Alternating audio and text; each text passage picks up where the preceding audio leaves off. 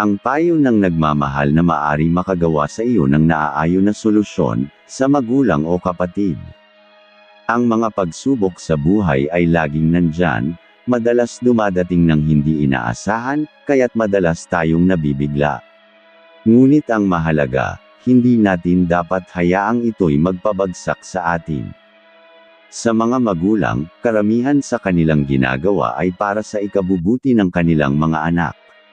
Maaaring hindi natin agad makita o maunawaan ang kanilang layunin, ngunit ang kanilang puso ay palaging nakatuon sa pagbibigay ng magandang kinabukasan.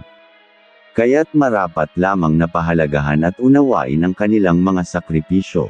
Sa mga kapatid, kung may mga suliranin o alitan, unang hakbang ang pagpapakita ng pangunawa. Hindi lahat ng gulo ay kailangang sagutin ng galit, mas mabuti kung hayaang manig ang malasakit at pagmamahal. Oo, may mga pagkakataong nakakaramdam tayo ng pagkabigo o kawalang pag-asa, lalo na kung tila walang solusyon ang problema. Ngunit huwag kang sumuko.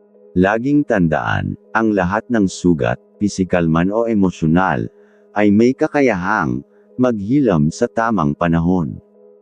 Ang kapatawaran ay isang mahalagang susi upang tayo ay makalaya sa bigat ng mga nakaraang hinanakit. Ang kalinawan at kapayapaan ay darating din sa tamang oras. Sa oras na iyon, mararamdaman mo ang tunay na kasiyahan at kaluwagan ng kalooban. Ang mga hamon at hirap ay bahagi lamang ng proseso tungo sa mas maliwanag na kinabukasan.